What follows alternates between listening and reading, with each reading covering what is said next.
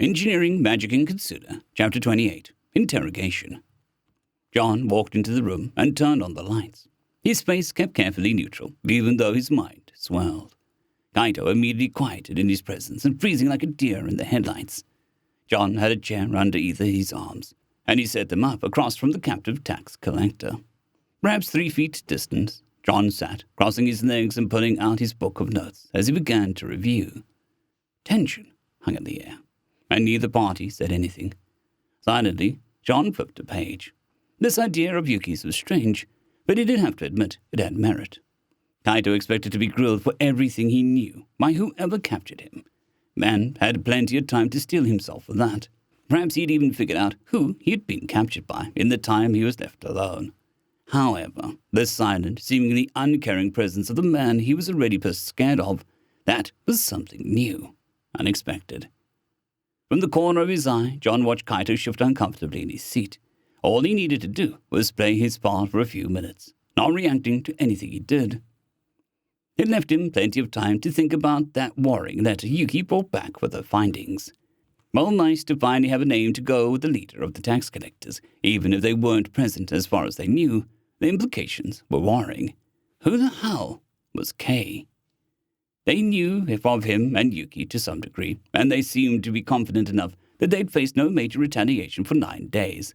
So that meant that they felt it was possible to predict the pair's actions to some degree.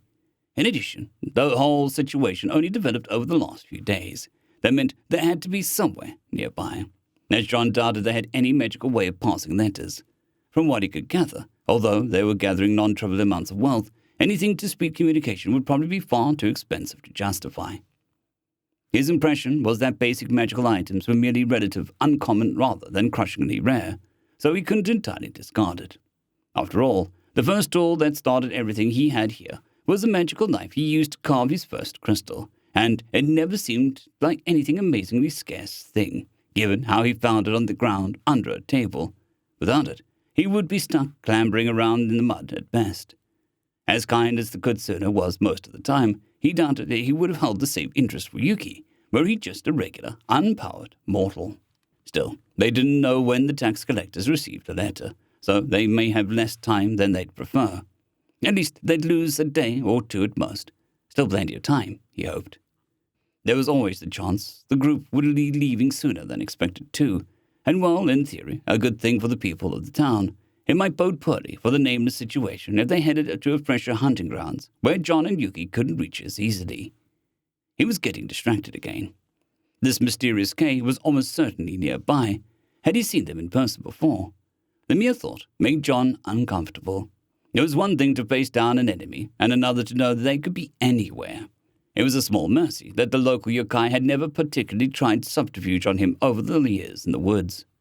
Kaito started to say something, but John raised his hand to glare at him, and the man immediately quieted. Shortly after, John returned to the book he was reading with a quick harumph. It still felt meaner than he'd liked to, but he definitely trusted Yuki more than he had sympathy for one of the tax collectors, who had been bleeding people dry and threatening them with maimings.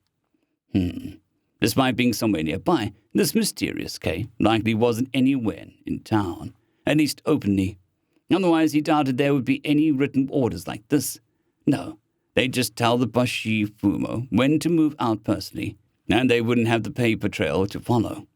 Perhaps they were already in the Spreeze town that the group was destined to move to. Or they were here, just not publicly. After all, the whole 9 days figure spoke of familiarity with their actions. Perhaps they recognized Yuki somehow, or at least mistook her for another Kitsune they had a good grasp of. Could they be shape-shifting as well? Surely not.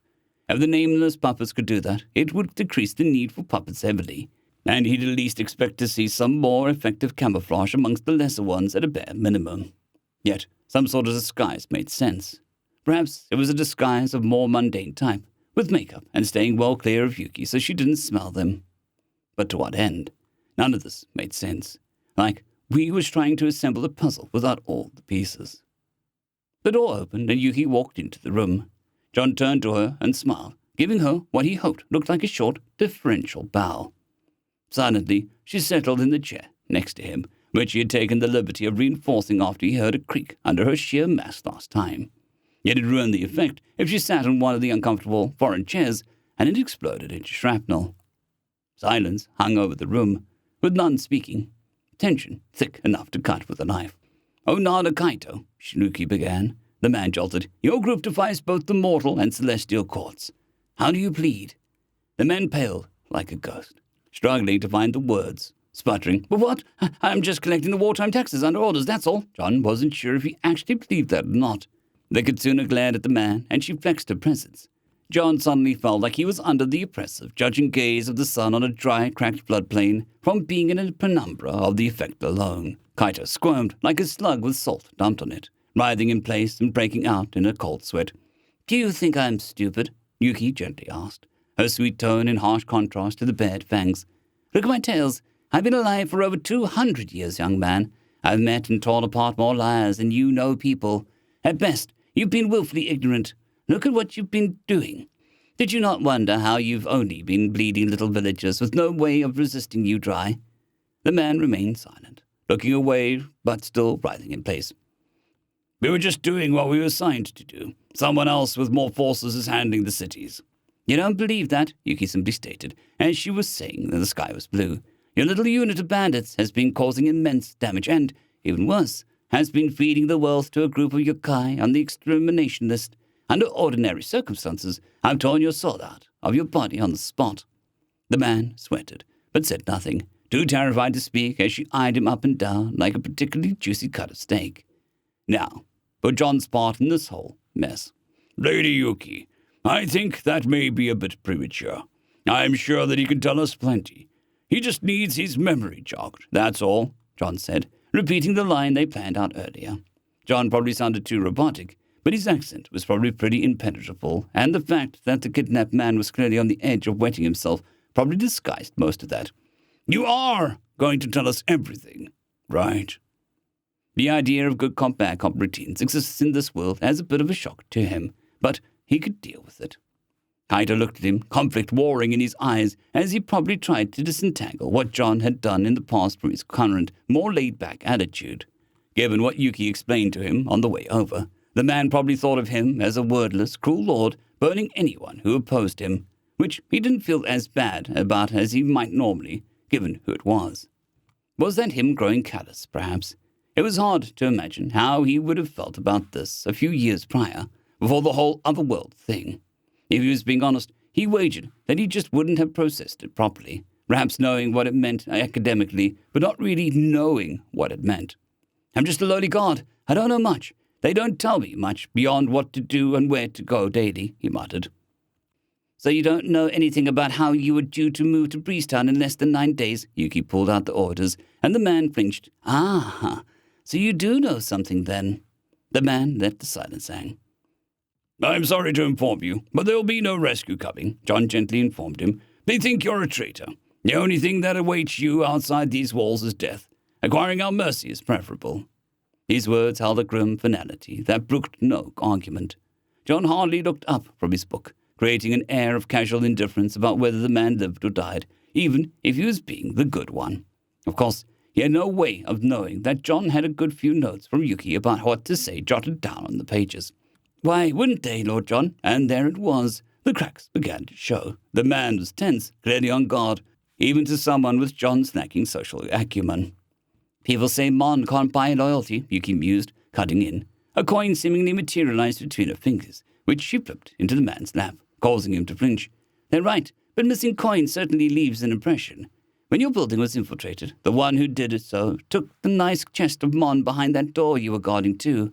Tell me, who do you think they're going to assume took it?" The only way the man could pale more was for him to be a corpse. It was a clever idea on Yuki's part. By not revealing her involvement, they could masquerade as a bigger force than they were, making their foes even more cautious if Kaito somehow made it back to them without being killed.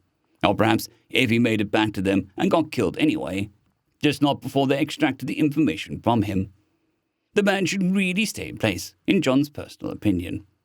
"Allow me to lay this out for you," John began. "Even if you escape us, you have nowhere to go. Your comrades will not welcome you back. The town is filled with enemies who know your face. The yokai of the woods would happily tear you apart." He let the silence hang for a beat. "However, If you work with us, I can personally ensure your relocation away from this region, with a bit of spending money for yourself. Per the Kitsune's instruction, he gave him a way out, with a metaphorical carrot as lure. The man hesitantly looked up at John, almost pleadingly, and opened his mouth to speak. I'm telling you, he knows nothing. Yuki sighed, interrupting him. I humored this, but we have better things to do. Perhaps next time we'll have to steal an officer. And there was the stick. Please, allow this one to help, the man shouted, trying to bow but finding himself too restricted by his binds to budge. Just tell me what you need to know, and I'll tell you. John smiled, albeit perhaps a bit too genuinely. He wouldn't be surprised if Kaito could read relief on his face, but he might take it as not wanting to deal with kidnapping another. See, Lady Yuki? He asked, gesturing to the shivering man, and feeling worse by the second. Without waiting for a response, he continued, Let's begin. How long, exactly, will it be until your group moves? I don't know, but we got orders yesterday that we're to hurry up yesterday afternoon, Kaito quickly sputtered. John noted that down. It seemed they didn't trust the rank and file with their movements until that info became relevant. But the timing? He had no doubt that the orders only came in yesterday afternoon. Whoever wrote that letter seemed to have their orders followed promptly. They had 8 days then. That was doable. John had done projects on far tighter deadlines. And where do you store the tax goods? Yuki cut in before the man could get his footing, setting Kaito back off guard again. I haven't been there myself, but there's a depot, the man replied, scrubbing. I've seen them head there in the carts. The last time they visited, they were only gone for a day and a half. Apparently the people who guard there aren't much for conversation. They mostly only give us orders and stand guard. And those were almost certainly some of the nameless puppets.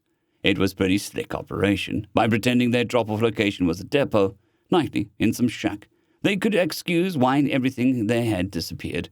It was sent further along to the warfront.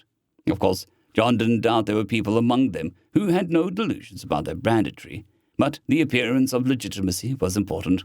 How useless, Yuki growled. Don't worry, John interjected. I'm sure he knows where it is, even though he's never been there.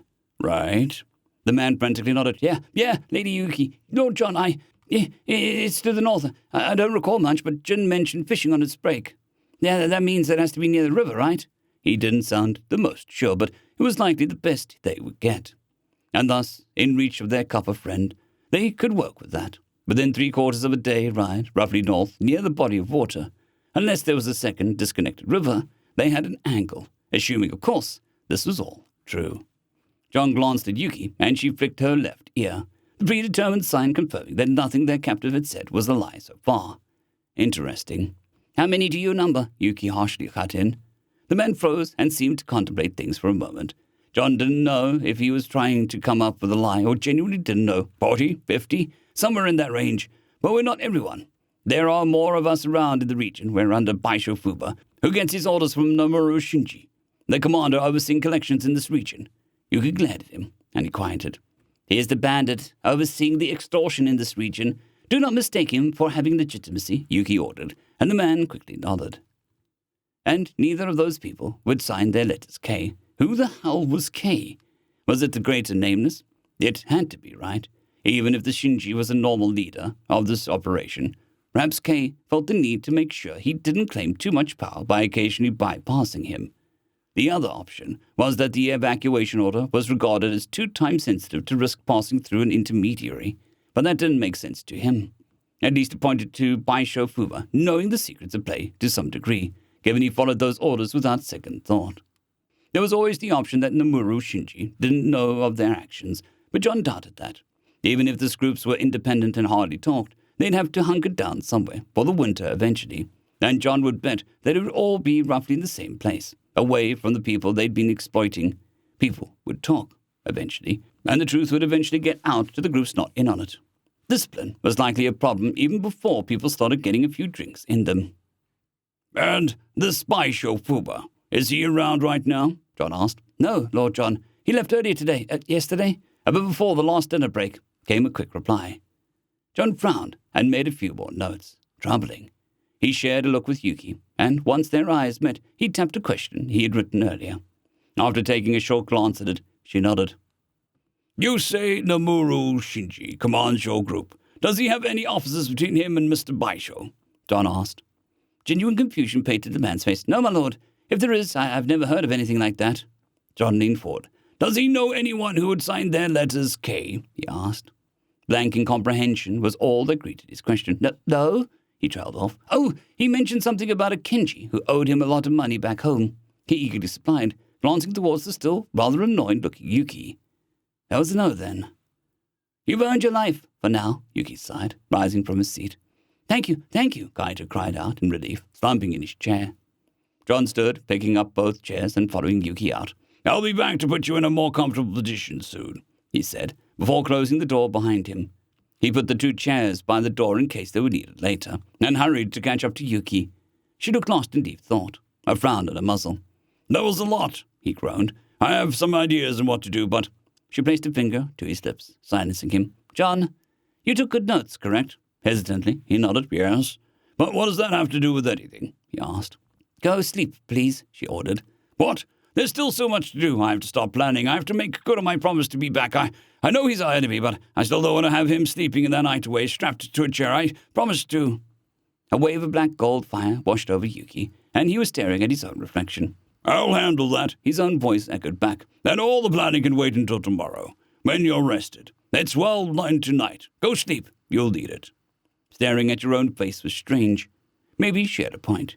It was time to use one of the old hyper-focus-related tricks to check. Turning to the side, he opened a window and stared out. The night was deep, dark and moonless, the clouds suffocating the sky. Well, John couldn't tell how far it was along. He certainly felt tired just looking outside, now that he wasn't thinking about all the things he had to do as much. It was so easy to lose yourself in things sometimes. Right, perhaps I should take a bit of a sleep, John mused. Good night, John, Yuki said, giving him a bit of a push in the direction of his room. Don't stay up. I'll hear. Fine, he playfully griped, walking away to some well-deserved rest. Wait, the letter was a copy. Did Yuki copy the way the brushstrokes were, too? Whatever. He could ponder why she went so above and beyond on that tomorrow. End of chapter.